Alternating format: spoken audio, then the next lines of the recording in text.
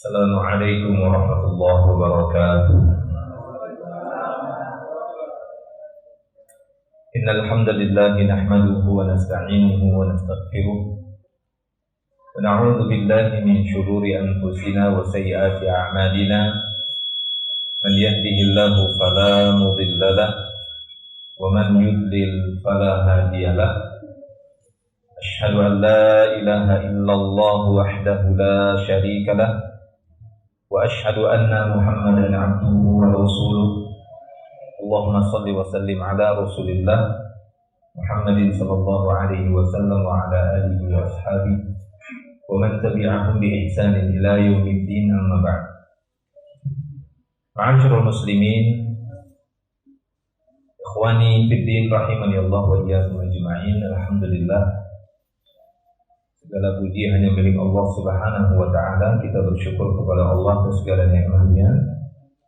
Pada kesempatan malam hari ini kita dapat berkumpul kembali di majelis ilmu yang mulia ini di masjid Allah Subhanahu wa taala.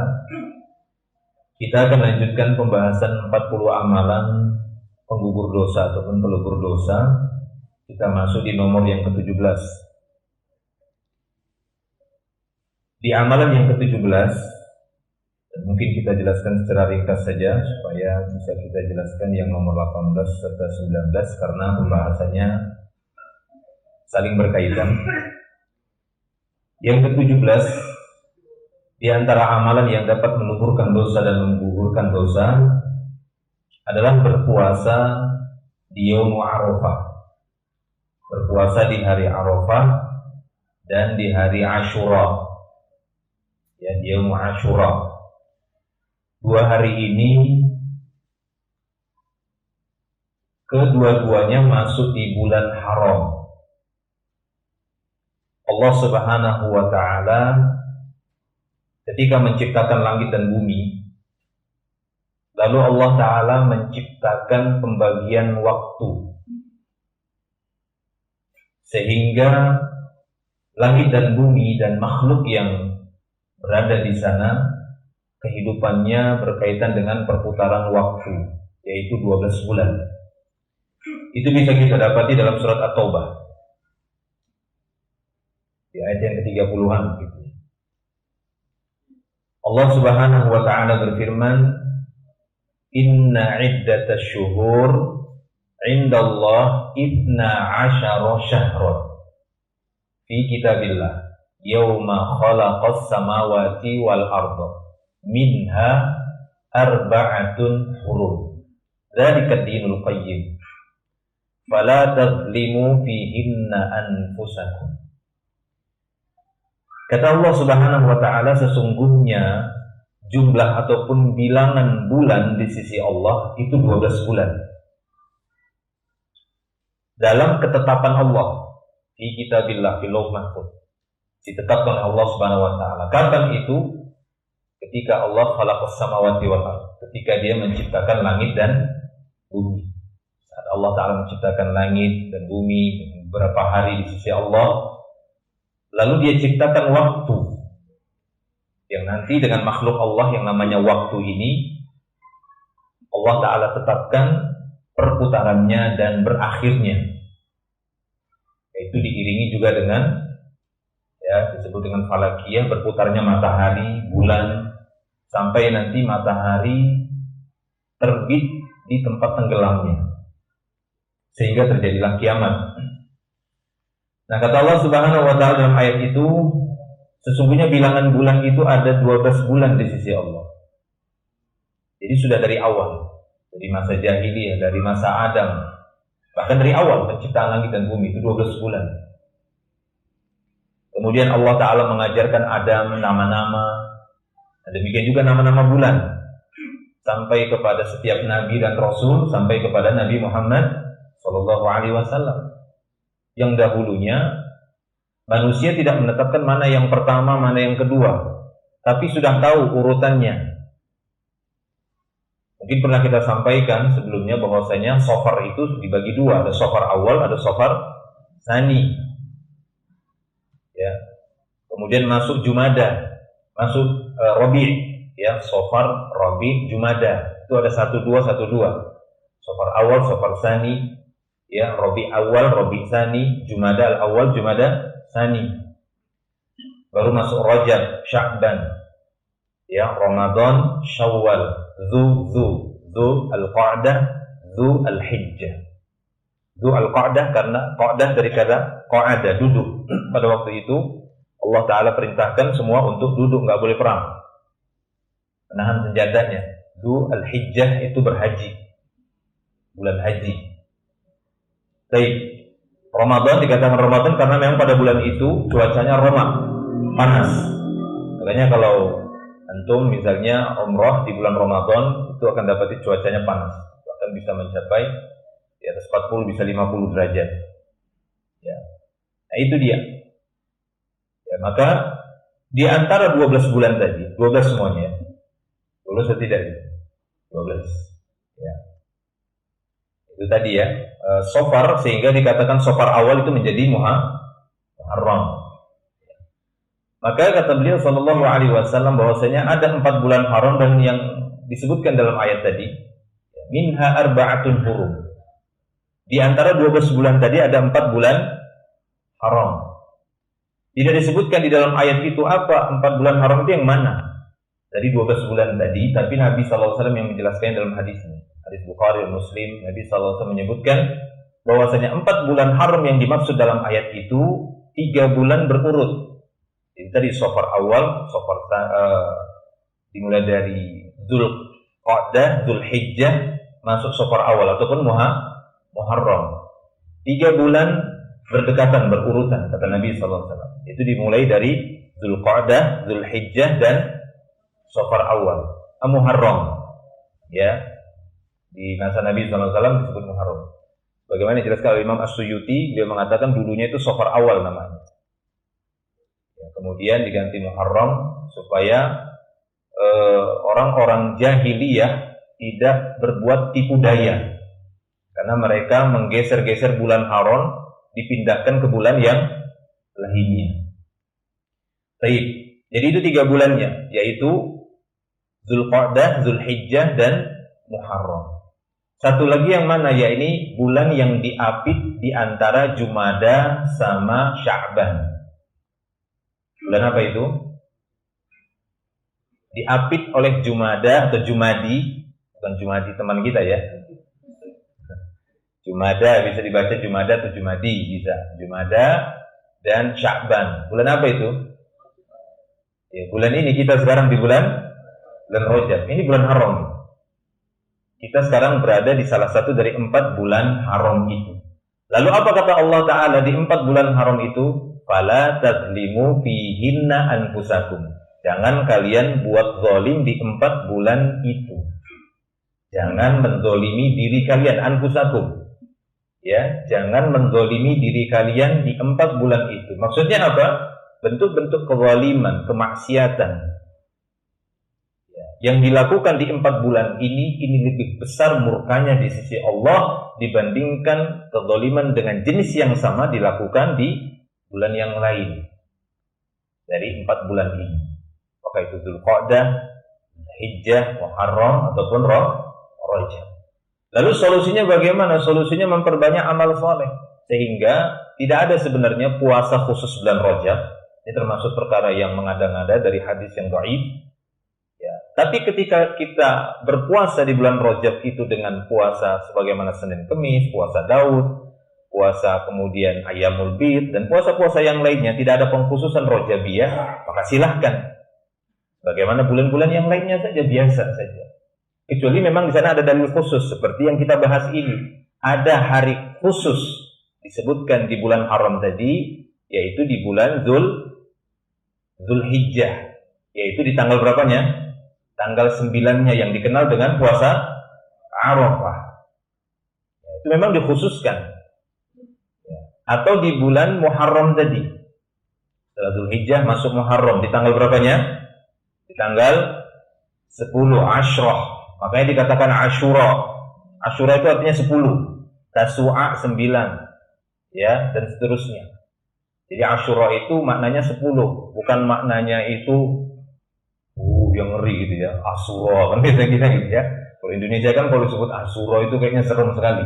Padahal Asyura itu dalam bahasa Arab artinya 10 artinya. Maksudnya dia bertepatan setelah kelihatan hilal kan 1.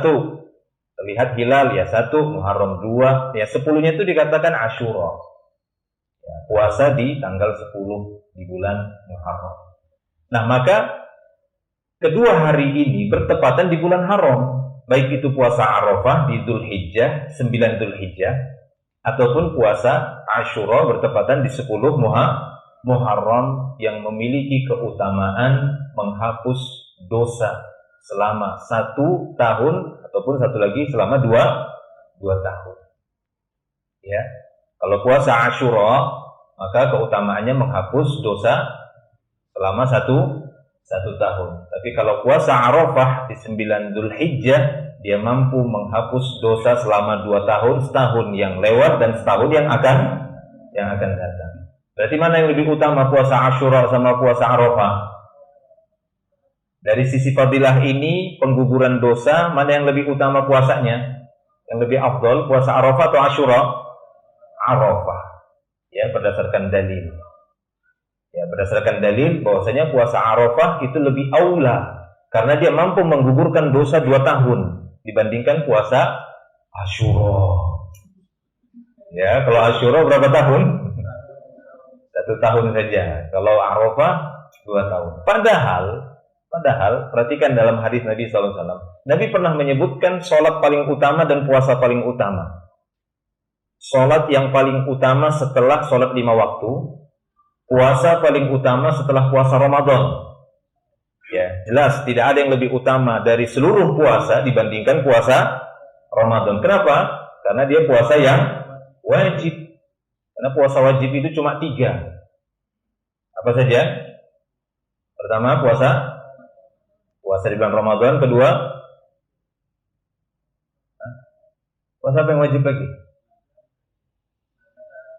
Ada. Qadha. Iya, puasa qadha yang ketinggalan bulan Ramadan itu wajib. 2. 3, puasa apa lagi? Nazar. Ya, itu kata para ulama. Baik. Ya. Jadi Nabi SAW menyebutkan ada puasa yang setelah puasa Ramadan gitu ya, yang dia lebih utama. Kemudian ada juga sholat yang lebih utama dari sholat 5 waktu. Karena tidak ada yang lebih tinggi, yang lebih utama dibandingkan sholat 5 waktu. Ya. Dalam hadis Nabi SAW mengatakan, afdhalus siyam ba'da Ramadan syahrullahil muharram. Puasa yang paling utama setelah puasa Ramadan adalah berpuasa di bulan Muharram. Ya, ini sudah dari Safar awal. Ini puasa yang lebih afdal setelah bulan Ramadan. Wa afdalus salat ba'dal faridah. Adapun salat yang lebih afdal setelah salat 5 waktu, setelah salat fardu, yakni salatul lail. Itu sholat yang dikerjakan pada malam hari, terutama setelah tidur, yang dikenal dengan sholat tahajud, witir, ataupun sholat sebelum tidur, termasuk qiyamul lail atau sholatul lail. Itu sholat paling afdal dibandingkan sholat-sholat yang lain. Ya, setelah sholat 5 waktu atau puasa tadi, setelah ya puasa Ramadan. Kata beliau, yakni berpuasa di bulan Muharram. Tapi ternyata dalam hadis yang kita bahas ini, ya, kita bacakan nanti hadisnya. Ternyata puasa Arafah itu lebih banyak menggugurkan dosa ketika dilakukan dibandingkan puasa Asyura. Iya tidak? Nah, kita baca hadisnya. Nabi SAW bersabda, "Siyamu yaumi Arafah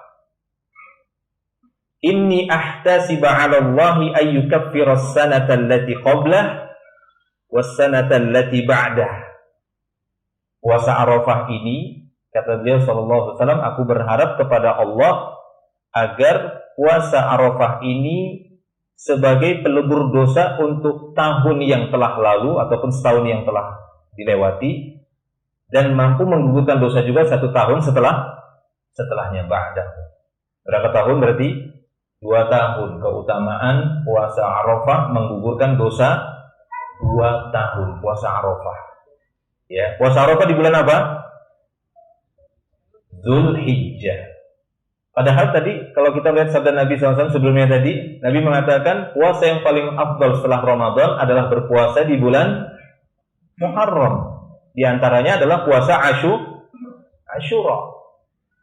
Tapi dari sisi fadilah yang lainnya ternyata ya puasa Arafah itu lebih banyak menggugurkan dosa dibandingkan puasa ya Asyura tadi. Baik, kita puasa di bulan Muharram.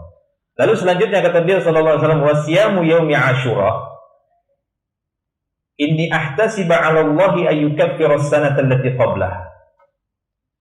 Adapun puasa Asyura ini ataupun puasa di 10 Muharram, aku berharap ya kepada Allah Subhanahu wa taala agar menjadikan puasa Asyura 10 Muharram ini sebagai pelebur dosa 1 tahun sebelumnya. Baik. Ya, jadi ini tidak ada kontras di antara dalil-dalil ini, hanya saja Nabi sallallahu alaihi wasallam ketika menyebutkan afdhalus siyam ba'da Ramadan syahrullahil muharram, ini bandingannya secara mutlak. Ya, bandingannya secara mutlak, bukan khusus dibandingkan antara 9 Zulhijjah tadi dengan 10 Muharram. Kalau antara 10 Muharram Asyura dengan Arafah, maka berdasarkan dalil yang kita bahas lebih utama adalah puasa di Arafah di 9 Zulhijjah. Baik. Maka dari itu siapa saja kita ya atau di antara kita yang melewati 2 hari tersebut, terutama puasa Arafah, hendaknya berusaha untuk melaksanakan puasa tersebut karena keutamaannya yang sangat besar, menggugurkan dosa ya. Untuk Asyura itu menggugurkan dosa 1 tahun sebelumnya, adapun puasa Arafah di 9 Zulhijjah menggugurkan dosa sebelum ya 1 tahun sebelumnya dan 1 tahun setelahnya. Baik, itu dia. Nah, demikian juga ini bulan Rajab. Seperti yang kita sebutkan tadi. Pengkhususan itu tidak ada. Karena yang dikhususkan tadi adalah bulan Zulhijjah di 9 Zulhijjah sama bulan Muharram atau 10 Muharram Asyura. Adapun Zulqa'dah tidak ada dalil khusus di sana berpuasa di hari-hari tertentu, tapi dia masuk kategori 4 bulan haram yang kita lebih diharamkan lagi untuk berbuat kejahatan di 4 bulan tadi, dan salah satunya adalah bulan Rajab yang dimana kita saat ini berada di bulan Rajab, maka hendaknya kita berhati-hati. Ya, kemurkaan di sisi Allah Ta'ala lebih besar ketika pelanggaran-pelanggaran itu dilakukan di bulan yang telah dia nyatakan sebagai bulan haram. Baik, makanya Allah menyebutkan secara khusus di ayat tadi, fala tadlimu fihinna. Ya, dhamir hinna itu kembali kepada arba'atun hurum tadi, 4 bulan haram. Jangan kalian berbuat kezaliman di 4 bulan itu. Demikian juga ya, fala tadlimu fihinna anfusakum. Jangan kalian menzalimi diri kalian sendiri, yaitu berbuat maksiat. Yang itu tidak merugikan orang tapi merugikan diri sendiri. Itu perbuatan maksiat. Perbuatan maksiat itu merugikan diri sendiri. Walaupun dia mengatakan saya nggak merugikan orang kok, maksiat itu yang saya dosa saya sendiri. Nah, itu maksudnya menzalimi diri sendiri. Menzalimi diri sendiri maksudnya dia berbuat kemaksiatan yang tidak merugikan orang lain tapi sebatas merugikan diri sendiri. Baik. Karena zalim itu ada 3 kata para ulama. Menzalimi Allah itulah dia syirik. Ya, inna syirka la zulmun azim. Ya, kedua adalah seorang menzalimi orang lain. Itu dia kezaliman terhadap orang lain, mengambil harta orang lain, melukai orang lain, menyakiti orang lain, itu menzalimi orang lain. Dan yang ketiga menzalimi diri sendiri. Baik, itu yang ke-17. Yang ke-18 yaitu tentang haji mabrur. Haji mabrur diriwayatkan dalam Sahih Bukhari. Nabi SAW bersabda, dan ibadah haji ini sudah disepakati dan diketahui oleh ya hampir seluruh kaum muslimin. Bahkan anak-anak sekalipun tahu bahwasanya haji ini merupakan salah satu dari 5 rukun Islam. Ya, salah satu dari 5 rukun Islam yang diwajibkan di dalam Islam dan merupakan pilar dalam Islam. Nah, mendapatkan haji yang diterima di sisi Allah, haji yang baik, dari kata bir, ya, artinya adalah kebaikan, lalu dimasukkan kepada isim maf'ul, mabrur, maksudnya haji yang baik. Diriwayatkan dalam Sahih Bukhari, Nabi SAW bersabda, man hajja lillahi falam yarfus walam yafsuq raja'a kayaumin waladathu ummuh. Raja'a ka yaumin waladathu ummuhu.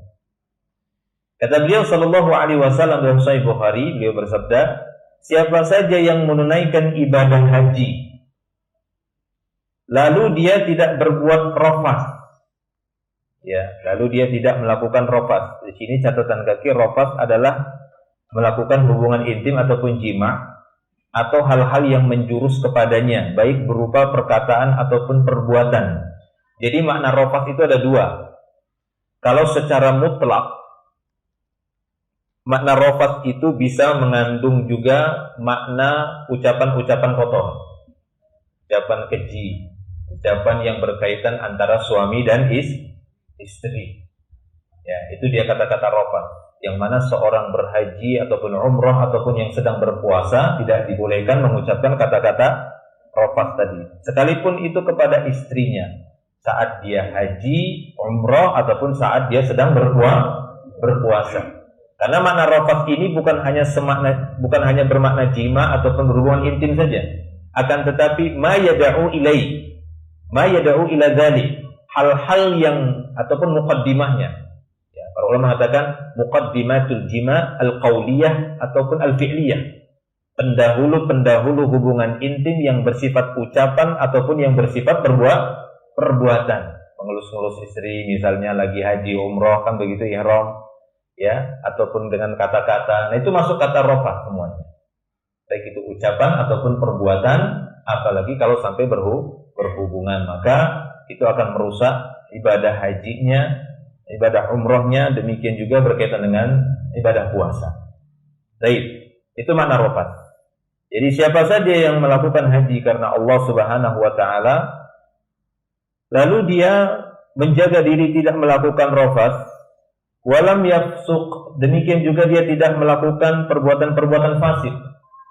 Perbuatan-perbuatan fasik termasuk kata para ulama, ya, ghibah, namimah, berdebat, ya, mengangkat suara, bertengkar, berteriak, memukul, dorong orang dan semisalnya. Ya, rebutan, pakai tanpa izin misalnya, mengambil milik orang lain. Nah, itu dilakukan dia saat haji ataupun umrah, maka ini akan bisa melenyapkan kebaikan dari haji atau umrahnya sehingga dia tidak mendapatkan predikat mabrur tadi.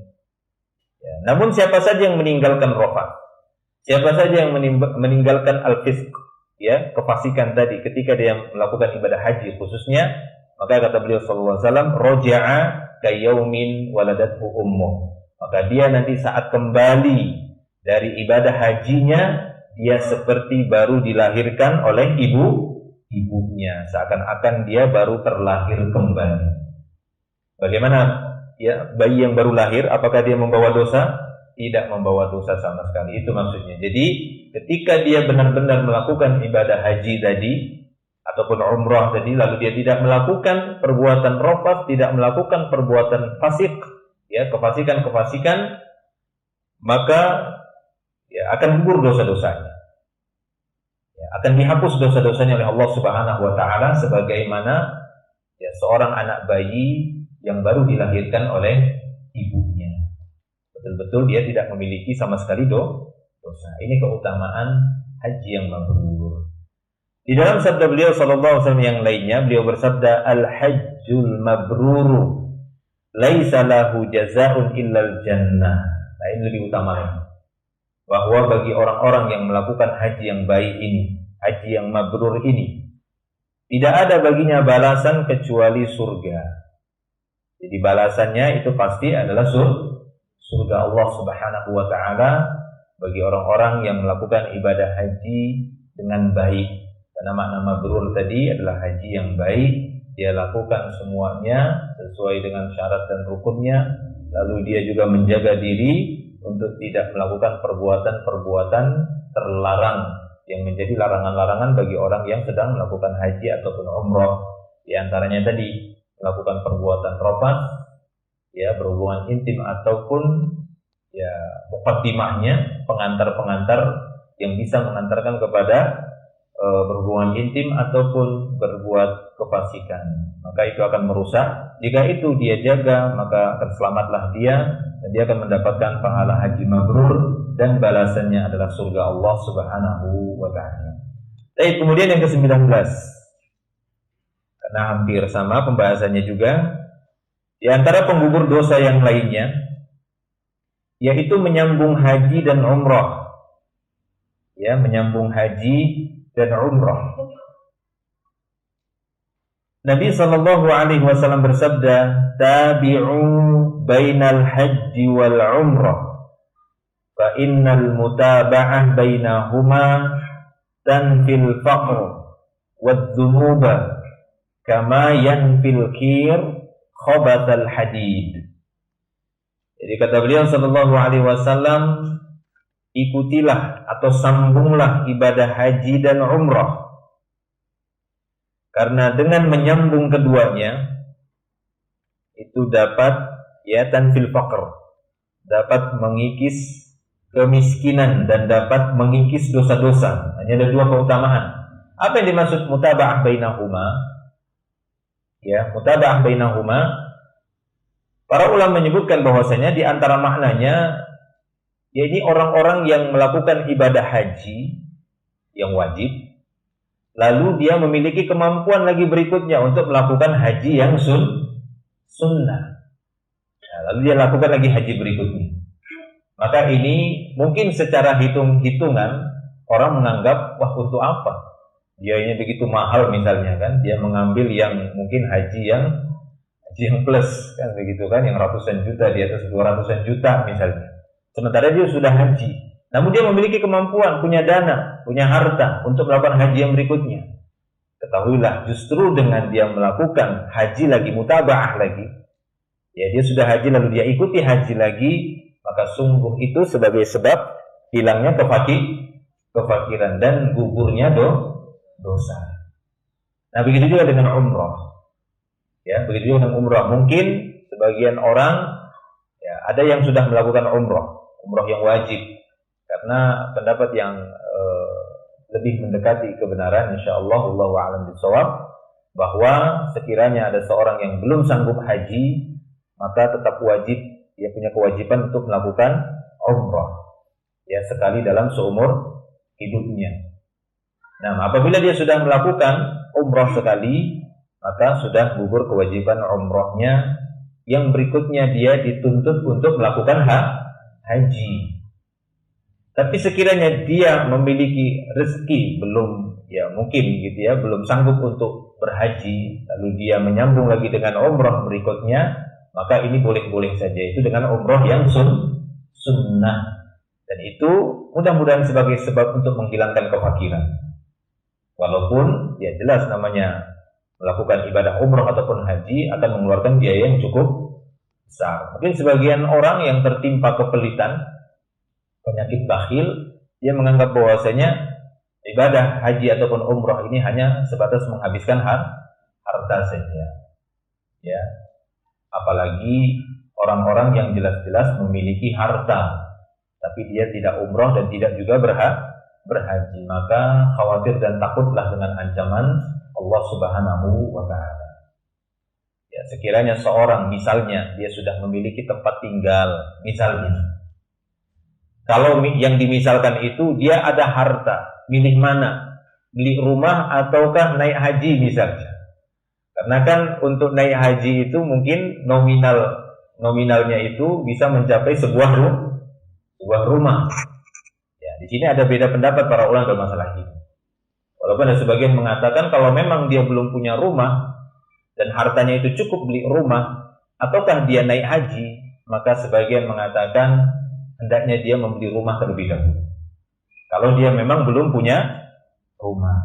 Tapi sekiranya dia mendahulukan haji pun boleh, silahkan. Karena ada para ulama mengatakan tidak, dia dulukan haji dibandingkan rumah, karena rumah itu bisa ngontrak, bisa sewa, bisa pinjam, tidak harus beli. Nggak ada Allah Ta'ala mewajibkan wajib beli rumah, nggak ada. Jadi wajibkan, tapi wajib haji. Iya, nggak ada wajib beli rumah. Yang penting punya tempat tinggal, bukan ngerampas punya orang kan begitu ya, dengan cara yang halal, sewa, kontrak kan begitu ya, dari misalnya. Baik, nah demikian. Ada khilaf antara para ulama dalam masalah itu. Tapi apabila dia sudah memiliki rumah, Satu udah dia punya yang dua, ya kan?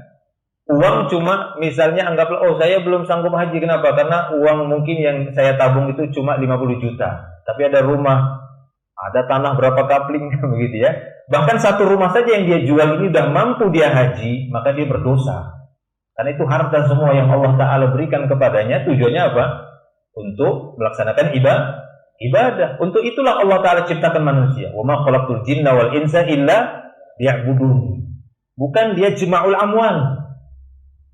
Ya, bukan untuk ngumpul-ngumpulkan harta. Atau firman Allah Subhanahu wa taala dalam surat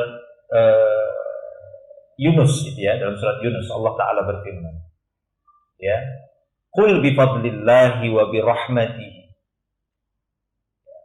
fa bidzalika falyafrahu huwa khairun mimma yajma'un, kata Allah. Katakan ya Muhammad, disebabkan karunia Allah dan rahmatnya. Apa di antara karunia Allah adalah harta. Disebabkan karunia Allah dan rahmatnya, maka dengan itu silahkan mereka bergembira. Ya, karena itu lebih baik kegembiraan mereka terhadap karunia Allah dan rahmat Allah itu lebih baik dari apa yang mereka kumpulkan. Apa itu harta? Ya, karunia Allah Ta'ala itu besar. Fadlullah wa rahmatuhu. Di antaranya apa? Itu tadi mampu melaksanakan ibadah kepada Allah Subhanahu wa taala. Itu lebih berharga. Itu lebih mahal daripada harta yang dikumpulkan. Bahkan 2 rakaat sebelum subuh saja itu lebih baik dari dunia dan seisinya. Apalagi haji, coba bayangkan. Nah, itu dibandingkan dengan harta kita tadi itu nggak ada apa-apanya. Tapi ketika kita berikan di jalan Allah pada ibadah kepada Allah, maka ini jelas lebih besar. Nah, itu tadi dia para jemaah Allah Subhanahu wa taala. Baik, karena dia dianggap sudah mampu, karena memiliki itu, dia mampu menjualnya. Apalagi itu contoh saja. Mungkin dia memiliki nggak uang kan begitu ya, tapi mungkin emas atau memiliki mobil sampai 20 kan begitu kan. Satu mobil itu ada yang 100 juta, 200 juta, 300 juta, tapi belum haji. Ya, cukup dia menjual 2 atau 3 selesai misalnya, masih sisa lagi 15 mobil misalnya kan begitu. Ya, maka itu ya jangan sampai dia menahan-nahan itu kemudian menunda ibadah wajibnya kepada Allah Subhanahu wa taala. Baik. Jadi itu ya. Jadi kata Nabi SAW, ikutilah antara haji dan umrah, karena mengikuti antara keduanya itu bisa mengikis kefakiran. Justru nanti akan hilang kefakiran. Betapa banyak pengalaman orang-orang yang dia berusaha ya untuk bisa naik haji, dia berusaha untuk bisa umrah minimal sekali seumur hidupnya, dia menabung dikit-dikit walaupun statusnya itu orang yang pas-pasan. Ya, menengah ke samping lah ekonominya. Enggak ke bawah lah begitu ya, menengah ke samping, enggak ke atas. Tapi setelah dia berhasil menaikkan ibadah umrah ataupun haji, justru Allah membukakan rezeki yang luas untuknya setelah itu. Bukan tambah rugi, tapi tambah dilancarkan rezekinya, dibuka rezekinya oleh Allah Subhanahu wa taala. Baik, itu berjamaah untuk Allah Subhanahu wa taala, 3 pembahasan sekaligus kita bahas karena sangat berdekatan berkaitan dengan puasa, haji, kemudian juga menyambung haji dengan umrah. Untuk poin berikutnya nanti kita bahas di pertemuan berikutnya insyaallah. Allahu a'lam. Mungkin yang bertanya silahkan kalau ada yang bertanya. Kita masih ada waktu.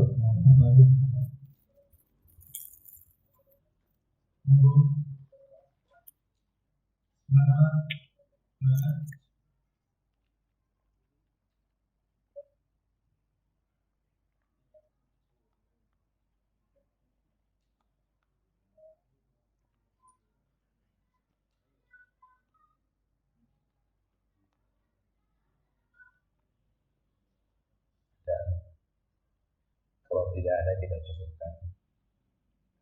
Ya.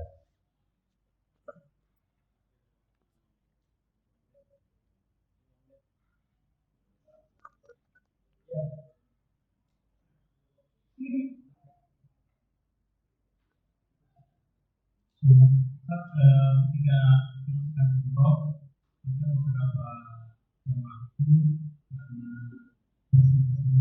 mereka menganggap sekali safar itu berapa kali melaksanakan umroh. Umroh pertama yang umroh, kemudian umroh ini sebetulnya ketika sekali safar dalam umroh sebetulnya apakah berulang-ulang atau hanya sekali?